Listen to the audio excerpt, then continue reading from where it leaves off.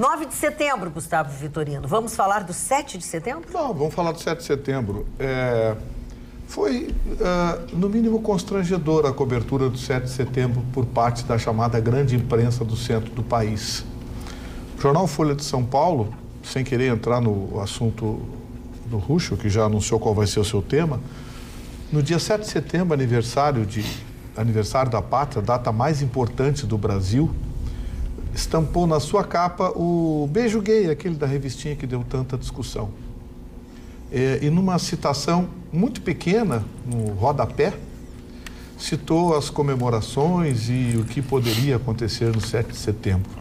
Isso dito um dos mais importantes jornais do país, que não é mais, viu? Estive semana passada em São Paulo e vi que a Folha de São Paulo está saindo com 16 folhas, 16 páginas. Está cada vez menor, está literalmente acabando, quebrando. O que certamente será um bem para o país, já que a imprensa tem que ser tratada com seriedade e exige a recíproca. A imprensa tem que tratar a cidadania com seriedade e respeito. Nesse mesmo dia, um dos comentaristas da Rede Globo fez um comentário dizendo que a facada que o presidente Bolsonaro recebeu não teve sucesso. Ele deveria ser morto.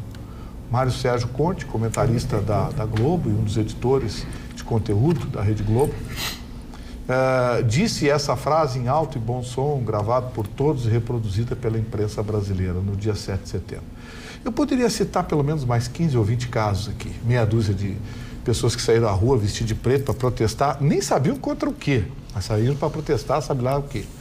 Ou seja, no dia do Brasil vestir verde e amarelo, meia dúzia de pessoas resolveram protestar, porque perderam a eleição e ainda não aceitaram isso, se vestindo de preto. Como era um número muito pequeno, a imprensa teve dificuldade, inclusive, de noticiar isso. Mas vejam vocês, alguns veículos deram mais espaço a esse pequeno protesto do que ao desfile de 7 de setembro, o Dia da Pátria. Portanto, senhores, eu quero deixar aqui o meu registro e o meu descontentamento de que essa guerra está deixando muitos mortos para trás. E um deles é a grande imprensa brasileira. Muito bem. Quem vai falar sobre isso? Quem quer falar sobre isso? Tá bonito, óculos, hein? Agora que eu vi o óculos novo, hein? Muito bem. Fala... Complementando, né? Além de tudo isso, a gente ainda teve uma situação que acabou se tornando vergonhosa, vexatória, né? Envolvendo um portal, um grande portal de notícias, cujo estagiário esqueceu de trocar a conta na hora de fazer seu comentário a respeito do menino que desfilou junto com Jair Bolsonaro. Que coisa ridícula aquilo, né? Precisa atenção, né? Até para militar dentro do veículo onde você trabalha, você precisa ter um pouquinho de atenção. É difícil, né? Desse naipe de militante você querer esse raciocínio lógico, né? Tanta sanha em botar para fora a sua mentalidade ideológica, que chegou a ponto de expor o portal dessa maneira, complementando um dos outros tantos exemplos, né, como o Vitorino trouxe. É uma disputa, né? É uma guerra, e infelizmente a imprensa se tornou isso, panfletária. Eu posso dar nome aos bois, né? Foi o portal G1. Foi o portal G1 da Rede Globo.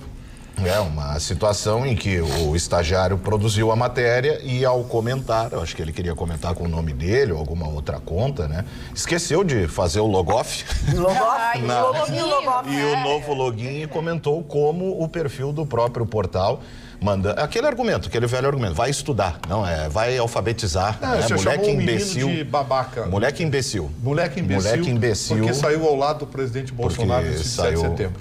E uma outra situação que eu vi também, que foi talvez a das mais degradantes, dentre tudo que eu já vi nos últimos tempos, tem um momento de uma foto em que Jair Bolsonaro está com a mão sobre sua filha. Sim. Em que ele está com a mão no peito dela, assim. E teve gente da imprensa do centro do país que ainda tentou. E essa mão no peito aí. Mas que barbaridade! Comentários desse tipo. É a guerra declarada que a gente já viu há muito tempo, né? De veículos que deixaram de tratar o jornalismo com seriedade e se dedicaram a panfletar. Me deixa triste por serem jornalistas, né? Por serem colegas, enfim, né? Que teoricamente deveriam mostrar todas as nuances de todas as notícias, enfim, e não o fazem. E outra é de que continuam trabalhando contra o Brasil. Sim. Continuam trabalhando contra o Brasil, porque não é contra o Bolsonaro, contra ninguém, é contra nós mesmos. É dando tiro no pé, é contra o nosso país que estão trabalhando. Isso é Porque impossível. perde a credibilidade. Daqui a pouco você tem que criticar uma coisa que realmente cabe uma crítica, né? Você tem que, daqui a pouco, fazer uma crítica a algo realmente importante, perde a credibilidade. Exatamente. Quer dizer, perdemos nós os dois lados. Exatamente. Perdemos os dois lados, porque de repente uma crítica de um grande veículo de comunicação é no mínimo para você levar para casa e repensar. Não, peraí, se está bem fundamentada, alguma coisa que pode se aproveitar. Mas, e olha, o Mário Sérgio Conte, eu até tinha um mínimo mas meter os pés pelas mãos. Mostra, assim, que a gente vive atualmente num clima absolutamente bélico, é guerra. Essa questão desse estagiário que não esqueceu de fazer o logoff e não fez o login de um outro, mostra que por trás... Será que não foi um editor de conteúdo? Enfim, Não. a gente não sabe, a gente percebe que por trás daquele computador, por trás de um veículo de comunicação tão importante, existem pessoas que estão prontas para crítica só pela crítica, sem o conteúdo. Então, é como disse o Vitorino, daí fica difícil de acreditar e de dar realmente credibilidade nas outras notícias que podem ter credibilidade. Mas como acreditar num veículo que a pessoa posta, né, determinada matéria e logo em seguida comenta desta forma? Porque assim, a gente fala tantas vezes, o Bolsonaro não devia ter falado assim da mulher do Macri, o Paulo Guedes não devia ter falado... Mas de um outro lado também tem que se criticar esse tipo de atitude, esse tipo de... Não, mas não existe ódio do bem, não existe. Essa categoria, ela não existe, ela não existe. Eles acabam nomeando de ódio do bem, né? É a facada no Bolsonaro. Seletivo. É a facada no Bolsonaro que deve ter um objetivo nobre por trás disso. Agora, a gente tem visto aí... Posso entrar, dona Márcia? Deve. Posso entrar, aguardei pacientemente, meus colegas todos. Bem, eu sempre preferi que se agredisse ou que se criticasse a notícia e não o órgão que dá a notícia, tem por um respeito ético, porque nós somos de um organismo aqui e uma bancada que é preferencialmente de direita e nem por isso acho que descaracteriza o nosso programa, né? Acho que nós, por termos mais elementos aqui de direita nesta bancada, não perdemos a nossa seriedade e emitimos a nossa opinião. O jornal Folha de São Paulo tem por que procuração de defender, porque não sou advogado deles, não vivo deles, não leio a Folha de São Paulo, mas eu estou sempre me atualizando. Ele perdeu o primeiro lugar, realmente não é o jornal mais lido do país, é o segundo jornal mais lido do país, segundo Agosto, perdeu por, acho que 1.000, 2.000 exemplares para o Estadão de São Paulo. Então ele deve ter o seu público, ele deve estar escrevendo para quem ele quer. E eu mantenho essa linha, dona. Eu prefiro a notícia e discordar da notícia do que fazer um preconceito, porque eu não aceitaria um preconceito contra mim. Eu procuro ter essa pluralidade de opiniões, né? E quando a gente rotula, a gente fechou o cerco e aí está fechado contra a opinião. A gente está no setembro, a gente fala tanto do outubro, né? O outubro rosa e tal, para as mulheres, contra o câncer de mama. E a gente não pode esquecer do setembro, que é o Setembro Amarelo, que fala da prevenção ao suicídio, que é realmente uma das causas de morte, em especial entre jovens. A Organização Mundial da Saúde trouxe dados de 2016, no dia 9, um dia antes do dia 10 de setembro, que é a véspera do Dia Mundial da Prevenção ao Suicídio. E os dados realmente são alarmantes. Se a gente pensar que a cada 40 segundos, uma pessoa se suicida no mundo. São 800 mil pessoas que se suicidaram no ano de 2016. Então, realmente, não é brincadeira. Os sinais, eles estão presentes, as pessoas têm que começar a prestar atenção. E se tiver a prevenção, a Organização Mundial da Saúde diz que 9 de 10 suicídios podem ser evitados. E uma das formas é, inclusive, falar de como se comete suicídio, com envenenamento, por exemplo. Então, tirar de dentro de casa tudo aquilo que pode a pessoa que está com depressão, que tem aqueles sintomas e tal, que pode acontecer. Enforcamento, arma de fogo, são as principais causas como as pessoas cometem suicídio. Então, entre os jovens de 15 a 29 anos, é a segunda causa morte. A primeira é acidente de trânsito, que a gente sabe muito bem que o trânsito mata muito jovem, né? Que os jovens, eles se colocam no trânsito, às vezes, de forma irresponsável e tudo mais. E o suicídio fica em segundo lugar. Entre os homens, ainda é maior o número de suicídios. No Brasil, no ano de 2016, foram 13.467 7 suicídios e os homens 10.203. Então, quer dizer, é um número altíssimo, a gente não sabe disso.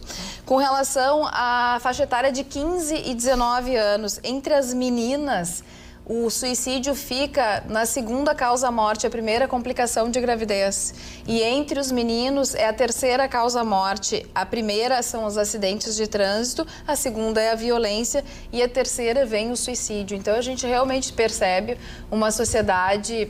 A gente trata isso várias vezes aqui no programa, bem doente, bem preocupante. As redes sociais que a gente tanto trata e que são legais, são bacanas e tudo mais, mas a gente não pode levar das redes sociais que todas as pessoas que que postam, que colocam ali a sua vida, tem aquela vida realmente daquela forma e que a gente queira aquela vida pra gente. Não, cada um tem a sua. Não precisa ficar tão angustiado, não precisa se cobrar tanto, não precisa achar que tem que ser perfeito como o outro, porque o outro não é perfeito. Ninguém é perfeito. Todo mundo tem os seus problemas, todas as famílias têm os seus problemas, todas as crianças têm os seus problemas. E o legal é compartilhar, o legal é conversar. Se a gente falou sobre sexualidade, que tem que chegar às crianças, que tem que conversar a partir do momento que elas começam a se interessar, também, quando... Nota que a pessoa está mais triste, nota que a pessoa perdeu o apetite, nota que a pessoa está comendo demais. Então, houve uma alteração na rotina daquela pessoa. Está muito cansada, não quer fazer nada, quer ficar só dentro de casa, quer ficar só usando o celular. Então, tem que ter uma preocupação, tem que ter um olhar muito grande, em especial com os jovens nos dias atuais. Carla, essa semana eu tive a oportunidade de ouvir detidamente todo o programa, três profissionais da área falando dessa área do suicídio. E primeiro me lembro como se criava o suicídio. Já não se podia falar, não se podia falar. E se esqueceu que ao não falar, não se ensinou os pais como se controlava os filhos, como se aferia que os filhos estavam vivendo um problema. Então a ignorância, ela nunca é a saída para nada. Nós temos que falar, assim, essa contribuição que tu traz aqui, dizendo como é que se porta um depressivo, como é que os pais podem identificar. E isso sim vai fazer com que diminuam os índices. E não nós fazer de conta, não vamos incentivar. Ninguém incentiva, é uma doença, pessoal. Ninguém pede para ficar doente. Então, para ferir que a pessoa está doente, só tu sabendo perceber, tu tendo essa sensibilidade ou essa orientação, como estamos trazendo na bancada. A gente fala na ansiedade. A ansiedade é uma doença moderna. A ansiedade também é um dos sinais de alerta para uma possível depressão ou até causa de suicídio. Eu lembro da doutora Luciana Nerung, psiquiatra, que fazia parte do meu programa na Rádio Pampa. Ela uma vez disse, Gustavo, tem pessoas que eu me recuso a deixar sair do meu consultório. Eu ligo para um familiar, essa pessoa, se ficar 10 minutos sozinha, ela vai para o lado do prédio. Meu Deus. É uma doença gravíssima, invisível, silenciosa e assustadora, e atinge mais ainda os jovens por causa do mundo perfeito da internet. Exatamente. Você já viu que na internet ninguém tem defeito, ninguém tem problema, é uma felicidade, é todo mundo com um copo de bebida na mão, com um brinquedo novo na mão, com um celular novo na mão. Tá todo mundo bonito, ninguém bota fotografia foto do debaixo de RG. coqueiros na beira da praia, né? Ninguém tem... E tem um problema também que dificulta esse diagnóstico, é que eu estou ouvindo aqui, por exemplo, os elementos que o Ruschel trouxe, os elementos que a Carla trouxe também, são muito tênues as linhas, né? Você tem, por exemplo, eu sou uma pessoa que eu dificilmente saio de casa, eu fico mais... Então, assim, em algum momento você pensa, esse cara ele precisa de algum... Mas não, eu consigo lidar com isso de uma maneira mais positiva. Então, tudo é muito tênue. É que depende, né, muito da pessoa, se claro, tem alguma alteração durante a vida. E eu já li algo a respeito também sobre, principalmente, essa última geração, né? Essa geração mais nova, que é a geração que os especialistas chamam de geração dos especiais, que são pessoas que de seus pais, né, recebem: você é especial, você é o melhor, você não pode ouvir não, você, gritou comigo. É a geração dos ofendidos, é a geração que numa reunião de trabalho, a primeira voz alta... É a turma do gato gago. Sabe? Então, assim, assédio moral. Não, levantou-se a voz, ficou mais... Então, são muito especiais, são muito melindrados. Então, essas pessoas têm uma tendência de lidar de uma forma muito negativa com a vida real, e né? de ficar desempregado também, né? claro, exato. Só para complementar, a pessoa que quiser alguma informação a mais, que esteja precisando conversar, o número é 188, dia ou noite. Quem vai pontuar o nosso programa de hoje é quem? A família Bolsonaro, para a gente não ficar longe do normal. Não o presidente, porque não, o presidente mas é a família Bolsonaro. Mas os filhos estão representando É a bem. família Bolsonaro. Sabe o que eu me família lembro, Bolsonaro. cara? Quando eu peço pro Chicão não me ajudar. Não me ajuda, qualquer hora Chicão. o Bolsonaro vai pedir pros filhos não ajudarem ele. Não me ajudem mais. Deixa que o pai vai Por cuidar. que isso tudo? O pai vai cuidar do país. Por que deixa isso pra mim. tudo? Vamos lá. Por quê? É comigo, dona Mara? Pode ser. Comigo. Então, vou dar as declarações do Júlio. O Júlio, eu acho que devia estar sem serviço na Câmara de Vereadores lá. Ele está licenciado. Está licenciado? Desde Então, estava com mais tempo livre aí. Está com mais tempo livre aí. Então, ele licença deu... não remunerada.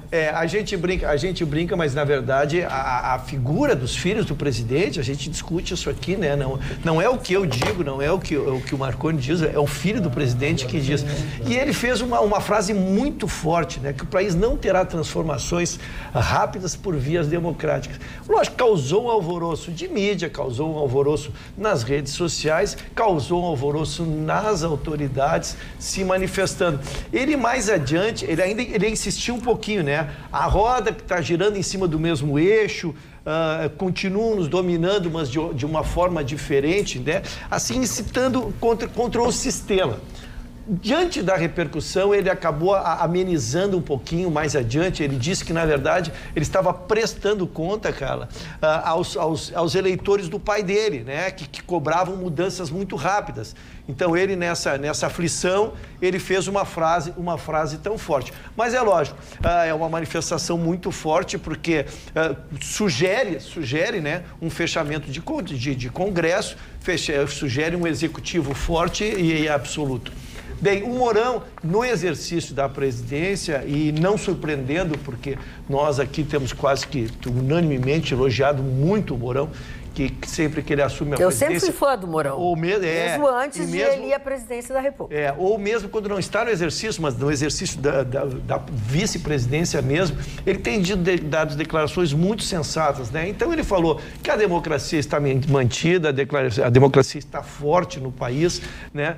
Cobrado sobre as declarações do Carlos Bolsonaro, ele, de uma forma, as entrevistas dele são boas, porque ele se sente um Mourão muito leve, né? Então ele falou assim, não, as declarações do Carlos Bolsonaro, perguntem para ele, que ele está ali, conversem com ele, eu estou falando por mim na presidência, as instituições estão fortes. Daí o Congresso precisamos, e aí também parecido com o que dizemos aí, o Congresso tem que se negociar com ele, vamos lá, vamos negociar com os meninos, até usou uma expressão assim, os jovens, ou a turma do lado de lá, uma forma muito carinhosa.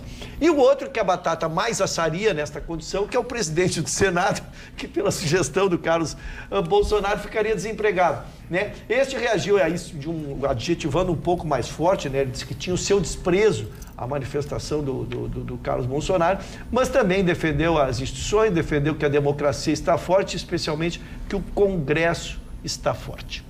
É verdade. E os irmãozinhos? E os irmãozinhos? São os irmãos Metralha, será? Ou é o Luizinho? Deixa eu falar sobre Fala. Eu queria saber onde o Carlos Bolsonaro mentiu. Onde que ele mentiu? Ou vocês acham que vai mudar alguma coisa com esse Congresso que nós temos? Ou vocês acham que vai mudar alguma coisa com os tribunais superiores que nós temos hoje? Todos devidamente aparelhados. Vocês acham que vai mudar alguma coisa? Ele mentiu? Não, ele falou a verdade.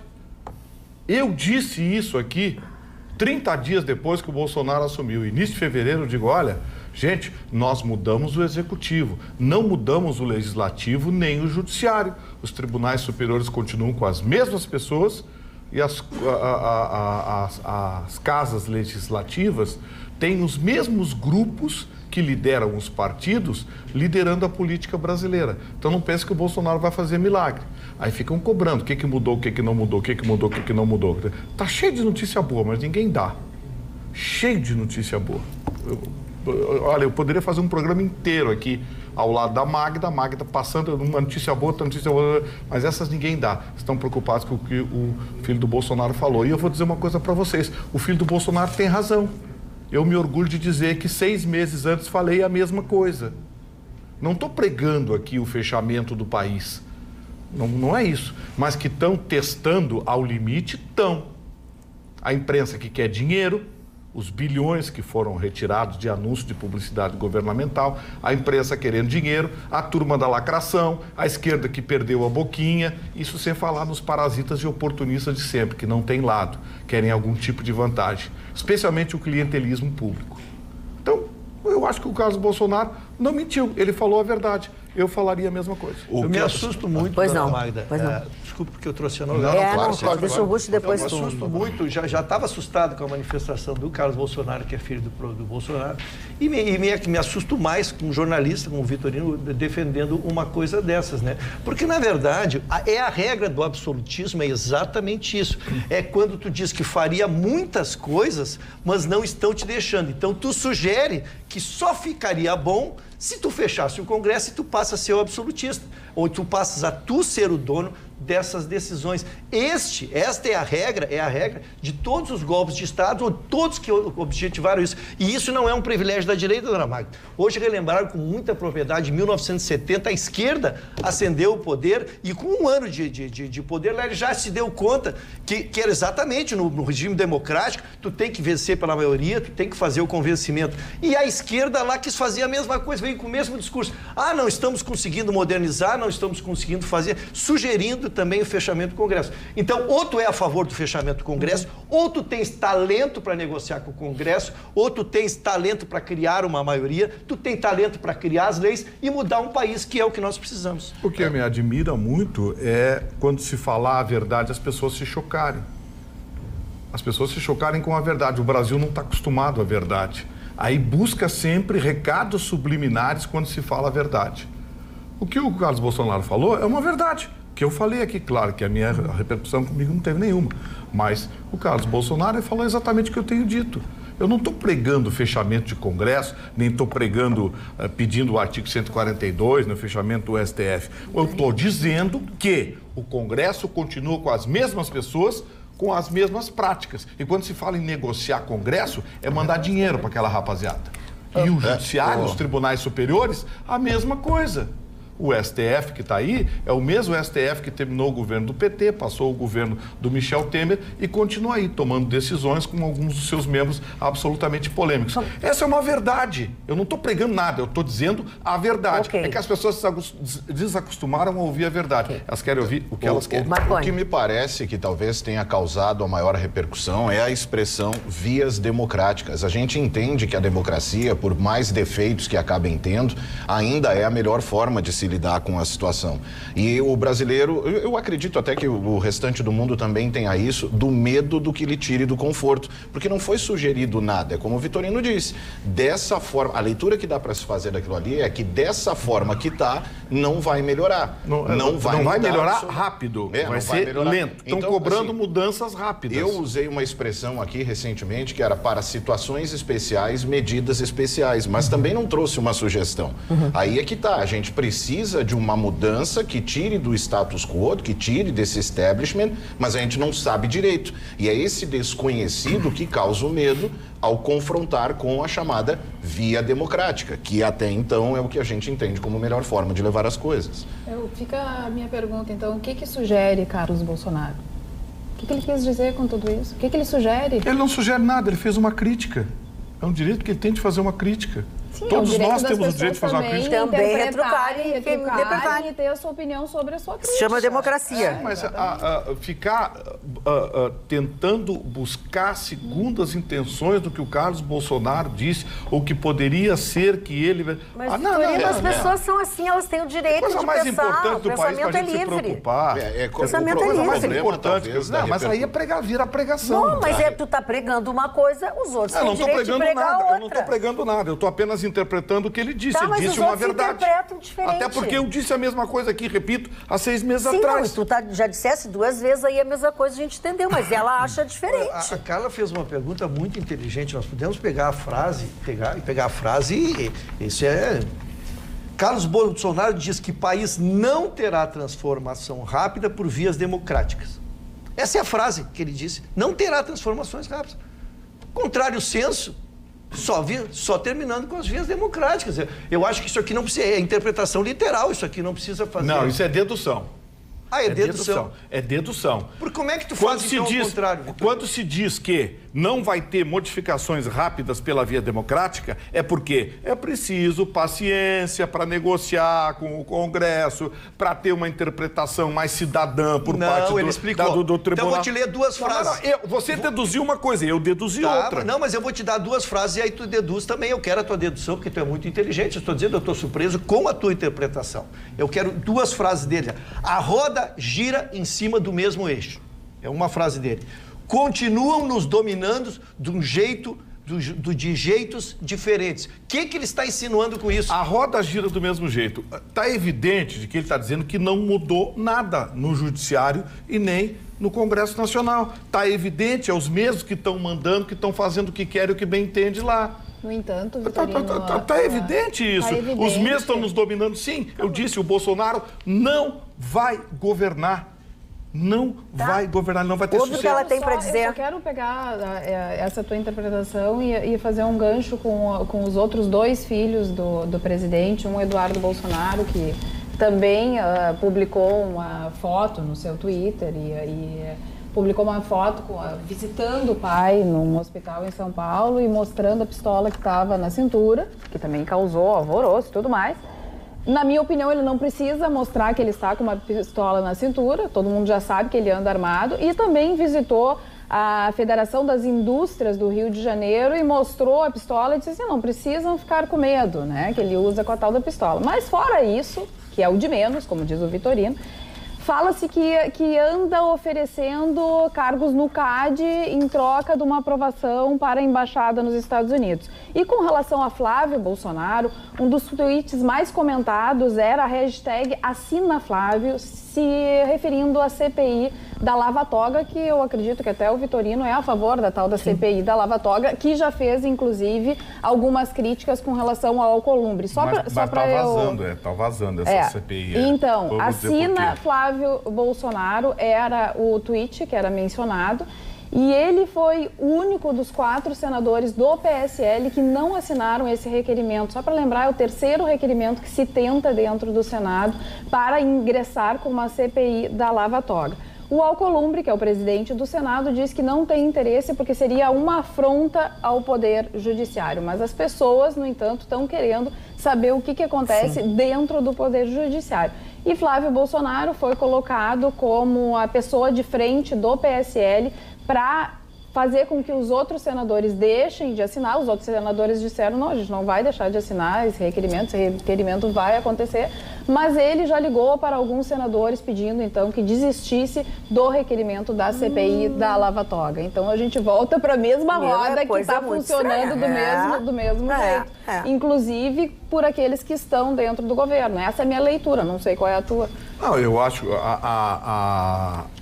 a situação do PSL é uma situação delicada, porque se o Bolsonaro, filho dele, não assinar, vai ficar mal. Agora, já não assinou. E disse que não vai assinar. E o presidente do PSL incumbiu o próprio Flávio Bolsonaro de ir tramitar dentro do Senado para tentar acabar com a CPI. E isso merece crítica. Vamos fazer uma crítica que interessa. Isso merece crítica. Eu acho que ele está se acovardando. Esse rapaz que bota revólver na cintura e anda se exibindo, na minha opinião... Esse é o Eduardo. Tá se acovardando. Bom, hoje fizeram uma colocação muito interessante. Foi o Julinho, da revista Press, que publicou um negócio assim. Se tentassem matar o teu pai e ficassem ameaçando ele 24 horas por dia pela internet, e ele vai para a 4ª cirurgia, você, sendo policial federal, você colocaria um revólver na cintura para ficar ao lado do seu pai? Colocaria. Colocaria. No entanto, não precisava. Colocaria, mas não ficaria mostrando. E ele tá com ela, mas não precisa publicar no Twitter, nem mostrar para a polícia, nem... São coisas diferentes, né, Vitorino? Não, o que eu estou deixando bem claro... Sim, mas ele está usando, ninguém criticou ele estar usando. Não, ninguém criticou ele. Nós criticamos ele mostrar assintosamente... Sim, é uma forma assim de contenção. Ah, bom. O assinte é uma forma de contenção e é um direito que o policial tem. Tá bom. E dentro da Federação das Indústrias, para empresários e tudo mais, para que mostrar e dizer que as pessoas não precisam... Mas é isso que ela disse, Vitorino. Aí eu não sei, não. É isso que nós estamos criticando. Foi criticada a foto ao lado do pai. Sim, e é uma postura que ele tem. Não ouviu o que ela disse, então. Não, a minha crítica a ele é não assinar a CPI da Lava Toga. A CPI da Lava Toga está fazendo água, fazendo água porque... Está falando de outro. Esse é o Flávio. Sim, eu tenho o direito de criticar os dois. Também, mas só avisa importantes. para o telespectador. E esse da CPI da Lava Toga, o do revólver na cintura... Deixa pra lá. Tem mais aqui. Pressionam e ameaçam. Não ameaçam? Faz a contra-ameaça. Tá, então vamos seguir. Vamos lá. Peraí, Margarida, deixa eu falar. Não, tu tá falando. O que eu tô querendo dizer é o seguinte. A CPI da Lava Toga tá fazendo água. 2 ou 3 senadores já reclamaram sutilmente, através de seus senadores, e estão fazendo chegar à imprensa que eles estão sendo chantageados. Tem uma senadora, inclusive, que tem uma ação no Tribunal Regional Eleitoral que quer impugnar a sua candidatura. E ela está sendo ameaçada. Recebeu ligações dizendo, olha, CPI da Lava Toga, cuidado, não assina, tem uma ação sua sendo julgada lá, pode ser perigoso. Eu não sei quem está fazendo as ameaças, mas por que esse medo da CPI da Lava Toga? Por que esse medo? Por que o Gilmar Mendes reage com essa violência quando diz que as contas dele estão sendo investigadas? Ele e a mulher são milionários. Por que não pode investigar? Por que o seu Toffoli reage quando alguém fala do STF? Fala em democracia e manda o Alexandre esse sair caçando jornalista e fechando revista, chutando porta através da Polícia Federal. Peraí, democracia nos olhos dos outros é bom, é isso? É isso que eu quero colocar para vocês. É a desigualdade do tratamento. E isso está cada vez mais acentuado no Brasil. É que eu acho até, juntando Lé com Cré, assim, dentro dessa ideia, quando a gente traz essas concepções interpretativas, dizendo ele quis dizer isso, não quis se expressar dessa forma, talvez os esforços e principalmente a utilização das redes sociais, que hoje sim são um meio de comunicação importante entre figuras tão significativas para a nossa nação e pessoas comuns, como qualquer um de nós, acho que talvez expondo esse tipo de corrupção, esse tipo de pressão, fazendo até algum esforço para mostrar para a população, olha, nós tentamos e nossos esforços estão se manifestando dessa e desta forma. Mas não dá, a gente não consegue governar. Do que deixando, eu digo às vezes, até numa expressão, numa frase, ele quis dizer isso, não quis dizer aquilo. Então, tu gera toda uma ideia, tu gera toda uma discussão em cima de um nada com nada. Segundo o Vitorino, nada com nada. Então, vai lá e expõe esse tipo de investigação, esse tipo de pressão, esse tipo de coisa que vai fazer o Brasil mudar. Não a gente ficar discutindo se ele quis dizer certo, se ele quis dizer errado, e até sobre a foto, acredito que dentro dessa ideia ele tem um statement, né? Ele tem uma forma de se posicionar, ele tem as suas ideias. Eu acho que aquilo é muito mais pela personalidade, a pessoa que ele é, né? O ego que ele existe, que ele coloca aquela arma porque significa uma bandeira que ele acredita. Uma pesquisa divulgada pelo Serviço de Proteção ao Crédito e a Confederação Nacional de Dirigentes Lojistas, que é um pouco assustadora, né? Na verdade, o estudo afirma que 1 a cada 4 pessoas faz uso do cheque especial todo o mês. Isso é um pecado, no né? último ano, especificamente, foi o espaço, né, que a pesquisa acabou atingindo, e ela fez a pergunta para todas as pessoas que fazem uso do cheque especial, não é no geral, né? E alguns detalhes me chamaram a atenção. Estatisticamente, os homens superam as mulheres em um número até considerável, né? Eu fiz um apanhado aqui.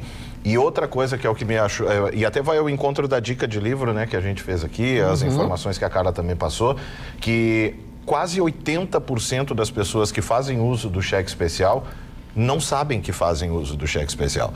Como o banco oferece uma linha de crédito oferecida quase que automaticamente pelos bancos, sem você ir lá negociar ou um limite a mais ou um limite a menos, são 2 erros cometidos. Primeiro, é esse, né, da total alienação em relação ao controle de sua conta bancária.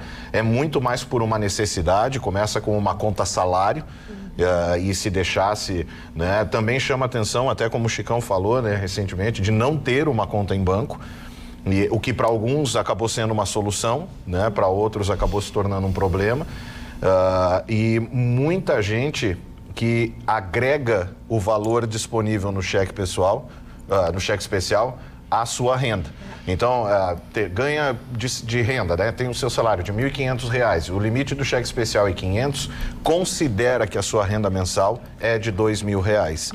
E aí é um tiro no pé. Né? E aqui tem alguns detalhes que me chamaram a atenção. A gente já abordou também, até conversando, não estatisticamente, mas é tanto descontrole na sua situação financeira que não se prepara para imprevistos. Por exemplo, alguns dos motivos, né, que mais levaram ao uso do cheque especial, a imensa maioria é doença e medicamento, mas chama muito aqui, ó, imprevistos com manutenção de carro ou moto, imprevistos com consertos dentro de casa, que é aquilo que tu não te prepara, né? Que deveria, mas que a gente sabe que em função de baixo salário, de baixa renda, às vezes acaba se tornando inviável, né? E isso vai muito ao encontro, isso me chama a atenção, me incomoda muito, é da gente não ter uma educação financeira. Você conversa com a maioria das pessoas, juro sobre juro, por exemplo, acabou ali o assunto. Mas é que sabe o que é, Rafael? Nesse momento, é um pouco cruel a gente tocar nesse assunto, porque muitos telespectadores que estão nos assistindo não têm da onde tirar o dinheiro. Sim. Ou eles têm, por exemplo, uma situação de subemprego, eles estão disponíveis para trabalhar mais e a empresa determina, olha, tu vai trabalhar isso e tu vai ganhar bem menos do que tu tem como potencial para trabalhar. Então, nesse momento, talvez por isso, muitos homens, muitos pais de família estão usando esse cheque especial porque as contas do mês são as mesmas e eles estão perdendo a renda.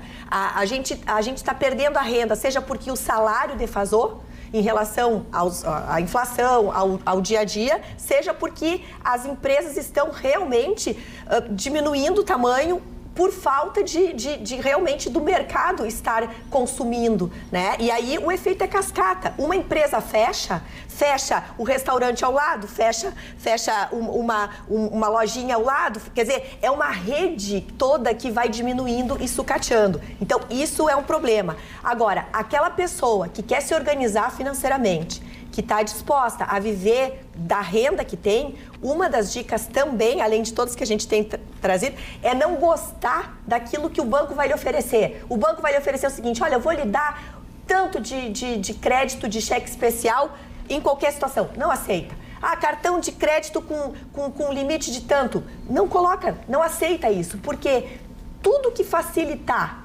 a possibilidade de tu gastar, tu vai acabar gastando se tu não te organiza. Mas se me permite pontuar, só, Gustavo. Vou dar o seu telefone pro promotor aqui lá de Minas Gerais. Ah, nem me Pois fala, é, porque não consegue viver com 35 mil de salário. Tem três pontos. Fora que não Sabe foi que me ofendeu mais? né? Foi o Ruschel deu a informação, ele viveu por mês, contando tudo que ele ganhou no ano, com 60 mil reais mensais. Não, e o que mais me ofendeu Na média, é que hoje ele foi afastado. Hoje ele foi afastado, só que o salário dele continua. Nós pagamos. Só para pontuar a pesquisa, vai muito ao encontro do que tu disse também, que é o seguinte, 52,9% das pessoas que se utilizaram, elas sequer procuraram outra forma, foram direto para o uso do cheque especial.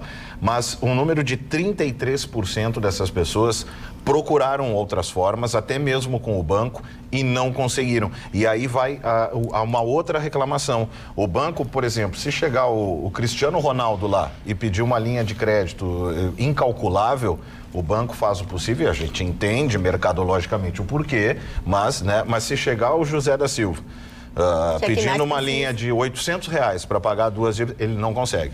Todas as restrições, e aí muitas das pessoas aqui reclamaram disso. É verdade. Poxa, é o que se fala aqui, né? O dinheiro é para quem tem, né? Do Rio Grande do Sul, esse ranço Só que eu empresta tenho. para quem tem dinheiro. Voltando a falar de Banrisul.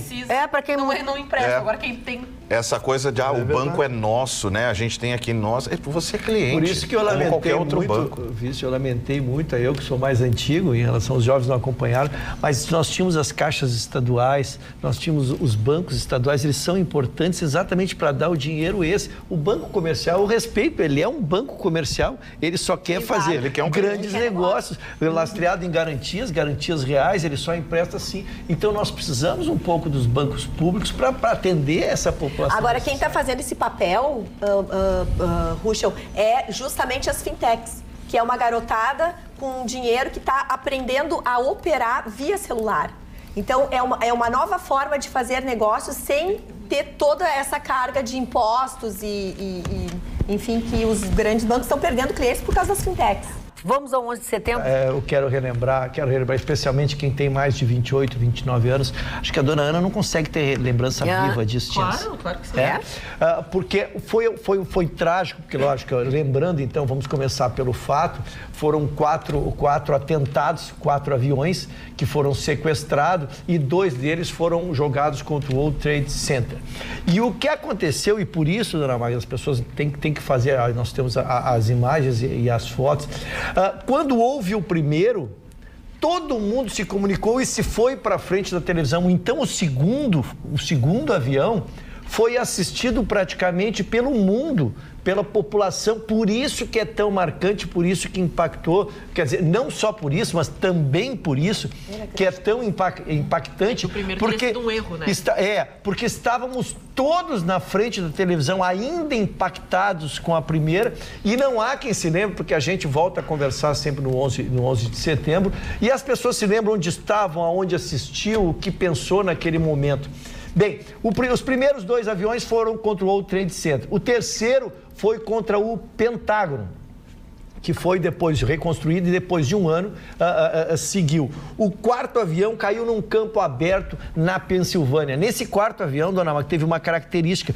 Como as pessoas estavam em contato já entre si, na época se ligavam, já se sabiam dos 2 acidentes. E a população, então, os ocupantes do avião, os passageiros, obrigado, dona Magda, resolveram enfrentar os sequestradores. E esses, então, em minoria e vendo que não conseguiriam levar seu desiderato, então optaram por essa opção aqui. Ele acabou caindo num lugar, não conseguiu atingir o objetivo, que até hoje se discute para onde seria o 4º. Morreram 2.996 pessoas, 19 sequestradores e pessoas de 70 países estavam distribuídos nesses aviões. E ainda 227 civis onde o avião bateu. Bem, a partir dali houve uma represália dos Estados Unidos, o Chicão pode dar uma contribuição depois nessa questão do Afeganistão e enfrentar os talibãs, ele até já versou sobre isso conosco aqui, e começaram também as leis de todos os países se tornaram mais repressivas. Depois da tragédia, né, começaram a ter os controles importantes de chegada. A entrada nos Estados Unidos com horror. Exatamente, se pensou muito. A Ana pode também nos abrilhantar isso aqui, porque ela esteve em loco lá, foi feito um memorial lá no World Trade Center. Eu conheço. E contar uma passagem lá dos 7 andares para baixo, vou deixar a dona Ana nos enriquecer. Só quero terminar essa breve exposição lembrando uma coisa, dona Magda. As pessoas, como eu disse, já estavam se comunicando ao telefone e alguns sabiam que iam morrer. E aí se recorda uma coisa maravilhosa para nossa reflexão. Todas as mensagens que se gravou, todas as mensagens, as pessoas que ligavam para os seus pais, para os seus filhos, para os seus irmãos, para os seus entes queridos, todos falavam de amor, todos falavam de carinho, todos falavam de perdão. Ninguém falava do dinheiro, ninguém falava das brigas, ninguém falava de nada. Então, eu resolvi terminar essa dolorosa reportagem com essa reflexão. Porque se nós não estamos a 3 minutos da nossa morte, se nós não estamos nos defrontando com o fim, por que a gente não aproveita esta oportunidade e faz isso? Então, eu preferi terminar por cima numa matéria tão delicada, dona Magda. Bom, a gente vai trazer algumas notícias que já foram notícias aqui no Atualidades Pampa, mas que hoje tiveram uma repercussão, como, por exemplo, a vernissagem, enfim, os cartoons que foram colocados na Câmara de Vereadores aqui de Porto Alegre e que, por determinação da presidente da Câmara de Porto Alegre, foram retirados. Mas hoje tem mais um capítulo dessa novela, Ayrton Rocho. Dona Carla Krieg. Muito bem. Hoje ele chegou a me chamar de Kátia. Ele não era Magda, não era Kátia. Quero reiterar a admiração que tem pela senhora. Muito obrigada. Olha aqui, o nome é bonito. Independência em Risco é o nome da Nós temos aí as imagens para mostrar para o telespectador. Vamos para o caso primeiro para entender. São 36 cartunistas que fizeram uma exposição com 36 trabalhos, né? E trabalhos dos mais diversos. Nós temos ali um dizendo que o Brasil não tem independência, outro dizendo que o Brasil é submisso aos Estados Unidos, outras ironias com governos anteriores e outras ironias com o presidente atual. A nossa querida Mônica Leal, presidente, e chamo de querida porque tenho a honra de ser amigo dela e admirá-la, né? Ela, no exercício da presidência da Câmara, ela retirou a exposição e ela justificou que, quando ela deu a aprovação, ela não tinha se dado aos detalhes da exposição. Então, quando ela viu materializado, ela achou que estavam ofensivas, ela justificou em relação ao presidente. Ela não alegou as outras zombarias, mas especificamente ao presidente ela considerou uma zombaria. Bem, então a mostra foi fechada, ela era para ser do dia 2 ao dia 19, ela foi fechada no seu segundo dia já, mas recorreu-se ao judiciário. E a notícia 9, então, do dia, essa é a notícia do dia, a terceira vara da Fazenda Pública, através do magistrado titular, deu uma liminar para que a exposição volte e lá fique por 12 dias. Ele determinou, ele tem prazo, né? Por 12 dias ele fique lá. A presidente Mônica Leal, consultada, ela ainda não disse se iria recorrer. Não, ela já disse que não vai recorrer. Não recorreu? Essa é a última notícia. Então tu já está mais atualizada ainda, porque quando surgiu, ela disse, olha, eu vou decidir, vou conversar com a minha assessoria, né? Ela não tinha decidido, então tu já nos adianta isso também. Ela não vai recorrer. Eu peguei uma frase do magistrado que fundamenta a sua decisão. Conteúdo das charges nada mais aparenta que a simples manifestação do pensamento e da arte dos expositores. Então o juiz não achou que havia alguma agressão. Quero lembrar também que nós crescemos, cara, tu é muito jovem, mas eu peguei os meus pares de bancada mais antigos, eles pegaram, nós tínhamos muitos programas de humores que faziam gozações com o presidente, vem desde o Figueiredo. O Chico Anísio conseguiu criar uma figura caricata do presidente da época, que era regime militar ainda, né? E o fazia com muito humor e com muita inteligência. Então essas gozações nós tivemos a Dilma, acho que a última foi a penúltima, né? A Dilma foi trucidada de gozações e charges e outras também, coisas, né? Assim. O Temer mesmo, porque até ficou menos tempo, né? Mas a questão era isso tudo dentro de um local público como a Câmara de Vereadores. Era isso que pesava na discussão, não o cartoon, a charge em si, porque ela existe para todos, né? Aqueles que estão expostos. O local era inadequado. O local é que foi discutido. E eu duvido que o magistrado, se eu tomasse essa decisão, se uma dessas charges tivesse um magistrado togado em posição humilhante ou sendo desmoralizado. Eu duvido. Pegando o gancho do que o Ruschel falou, eu cheguei a pegar essa época. Eu me lembro claramente, por exemplo, de um personagem do Jô Soares que andava com um cartaz dizendo abaixo o regime. Mas é pelo fato dele ser gordo, tinha aquela analogia toda. Ele fazia uma analogia, mas na verdade e depois Cacete e Planeta fez isso muito bem. Na verdade, a gente está voltando, tem a questão do local, lógico, da exposição, mas a gente está voltando ao normal. Essa histeria começou justamente quando Luiz Inácio assumiu, porque desde sempre se fez humor com o presidente. A histeria coletiva em torno da seita PT é que fez com que aí as piadas não eram mais com o presidente, era com o nordestino. Quando a Dilma assumiu, não era mais piada com o presidente. Ai, parem, estão fazendo piada com a mulher, com a idosa. Aí entra a histeria que se tem de dividir, né, em grupelhos, em pequeninos grupelhos, fica mais fácil de controlar. E agora está voltando ao normal, fazer piada com o presidente. Só que existe essa histeria também de levarem para o lado pessoal do Bolsonaro. Aí estão fazendo a piada com o... Não, é o presidente da República. Sempre teve na vitrine e sempre vai estar. No mundo inteiro, charges são feitas criticando essa coisa de lamber botas dos Estados Unidos, só mudou o desenho. Na verdade, eu acho até bem pobre ficar sempre nessa mentalidade. Isso é velho, isso é desde os anos 70. Começou, a gente tá voltando ao normal. Começou quando não se podia mais fazer piada, porque aí era o nordestino, era o idoso, era a mulher, era canhoto, era loiro, tenho certeza era baixinho. que os caras que fizeram essas charges nas férias vão para Nova York. Vão para Nova York, é claro. Vão passar É a mania de lacrador, né? A presidente Mônica Leal, então, não vai recorrer, como a gente disse, a exposição de charges será reaberta na segunda-feira na Câmara de Porto Alegre. Olha aqui, Vitorino, passamos de 1.100 comentários no Facebook. Estás acompanhando? Pois é, e eu estava acompanhando aqui, foram 2.615 no Instagram. Tudo isso? 2.615, é aquele número que dá no cantinho, né? Do Instagram. Comentários. Não, no Instagram não. Naquele negócio do YouTube que passa, que passa ao vivo. Então no youtube.com/TV Pampa. Eu ainda estou meio atrapalhado nesse negócio. Tudo bem, chega lá. É que a internet chegou agora também. Eu sou do tempo do iogurte, aquele da negócio máquina que de escrever. Não, do iogurte, como é? O iogurte, aquele que tinha que eu sou do tempo mandar um daquele, scrap para as Qual pessoas. é o iogurte ou não? Orkut. Ai, do Orkut. Do Orkut. O depoimento. Eu juro que eu entendi. Eu sou do tempo do iogurte. Eu também. Mas aquele negócio. Não, eu sou do tempo. Esse não é de vocês. Esse é só dos idosos aqui. O ICQ. Idoso não, senhor. O senhor Não, respeito. Eu peguei o final da era do ICQ. Eu não usei Que é isso? nem lembro. Olha, Não, tenho antes do final ICQ dessa tinha era. o Mirk ainda. Tinha, Que eu peguei. mas ele é muito Quem é que pegou o 198, hein? Não, Quem é que pegou o 198? Era o 198? Não, 138. 138. Quem é que mas sabe pegou o tudo. 138? Eu trabalho com comunicação, tem que estar por meu Deus dentro. do céu. O 138 rendia que eu vou dizer uma O que coisa. é isso? Explica o que é um 138. O que é um 138 era um serviço Você de quer que teleamigos. ele conte mesmo? Quer que ele conte? Era um chat, só que por telefone. E Era, aí, era assim, ó. pensa Era nas assim. taxas Deixa eu do explicar. telefone. Existiam táticas, Roberto. Era um... Tu ligava pro Ele 38, entende. tu não sabia quem ia atender do outro lado.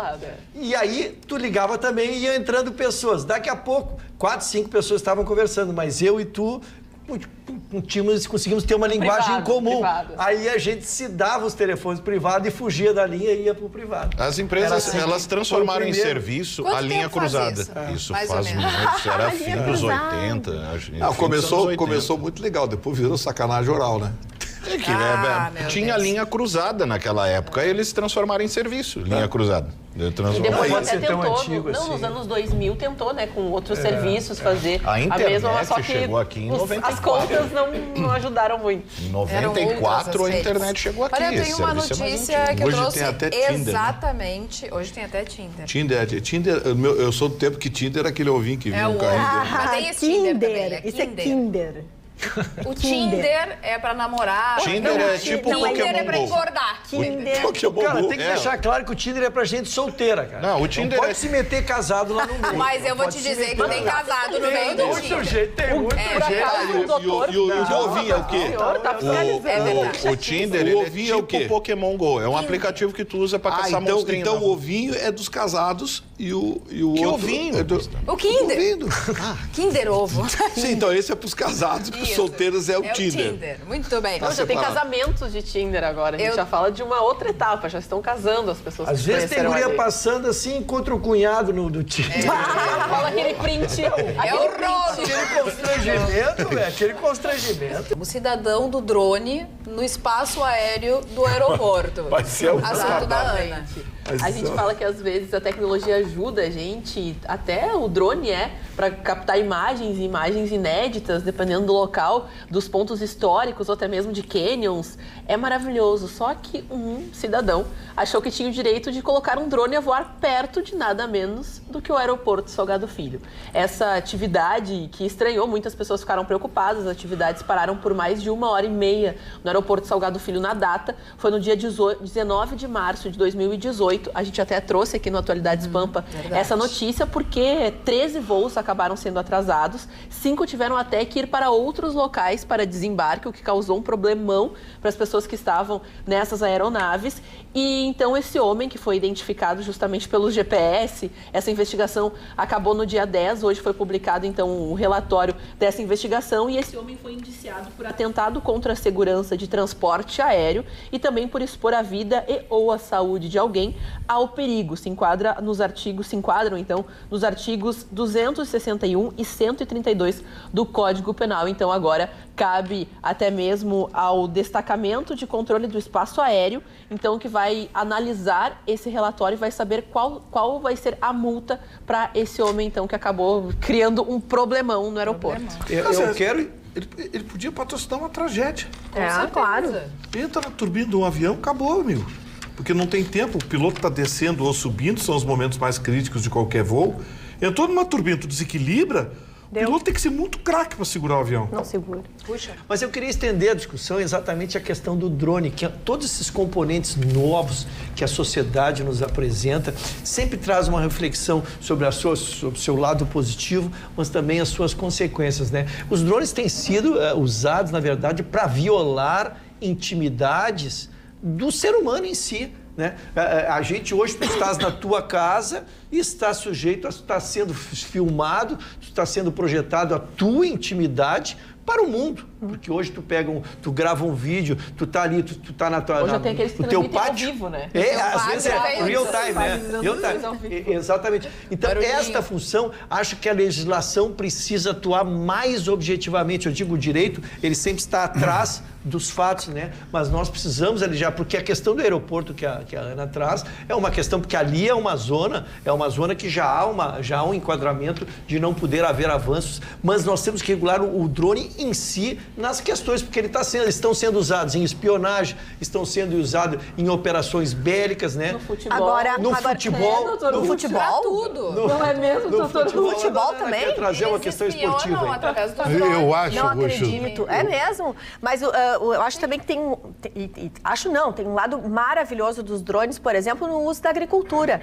A agricultura, há muito tempo, deixou de ser aquela planta, aquele cultivo natural. Hoje, o São Pedro era o sócio do dono da terra. O colono pé rachado não tem mais. Então, os drones, por exemplo, são extremamente benéficos para o plantio, para a agricultura. Tem fatores fantásticos. Eu penso ao contrário quanto o drone. O drone deveria ser extremamente proibido, Fernanda. Por quê? Porque o drone vai para a agricultura. Isso é 1%. O drone é para espionar os outros, para ver a intimidade das pessoas. Treino de time de futebol. Na Inglaterra estão proibindo o drone. Vocês fazem com porque isso? O Bielsa usou o drone até para o time dele espionar um time do outro, o treino do outro time. Quer dizer, o drone hoje é uma... enxerido. É uma coisa do mal, o drone. Mas antes do drone já não tinha os Mas o drone nasceu pro mal, porque o drone dos Estados Unidos é para levar um foguete. Eu tenho uma visão mais de vanguarda. Eu sempre que surge uma coisa positiva e ela traz consequências negativas, eu sou por isolar o negativo, tentar se matar o negativo e ficar com o positivo. Posso dar um exemplo? Há 2 semanas atrás, Israel evitou um bombardeio vindo da Palestina, porque eles descobriram, através do uso de drones, que eles estavam planejando justamente o envio desses foguetes. Estava um grupo de pessoas, estava havendo um evento grande dentro de Israel, ninguém ficou sabendo, eles abateram os dois. E acabou com essa brincadeira pelo uso de drones. Usaram os drones para investigação, para localização da onde já estavam esses mísseis e ficou em paz. Então, assim, sabendo bem usar... Eu quero lembrar outros momentos que é importante, não sei, Marconi, desculpe, não quero te interromper, mas é importante, por exemplo, na investigação criminal, a polícia, nas operações de inteligência, o drone tem sido muito usado para localização. Mas o bandido também usa na favela, mas crime por isso tem organizado. há que ter uma regulamentação. É por isso que eu digo, todo fato, quando ele surge e traz consequências positivas e negativos, nós precisamos eliminar os negativos e ficar com os positivos. Aliás, no Rio de Janeiro ele já está sendo utilizado na revista dos presídios. Não, e nas então próprias ele acaba favelas. sendo para também pegar provas, né, mas também entrar em locais inacessíveis, por exemplo, as matas no entorno que podem ter, né, depósito de drogas, celulares, de assim como já foram usados para jogar celular dentro do presídio. Nos becos das favelas, onde tem ali uma grande dificuldade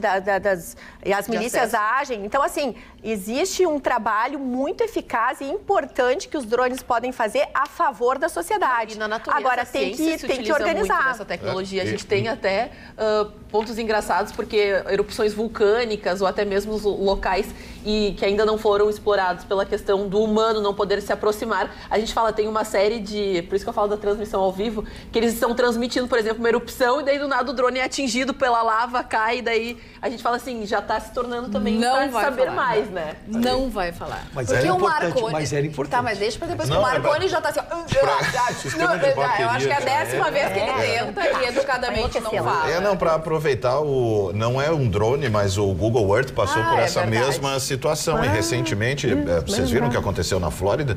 O cidadão estava desaparecido desde 97.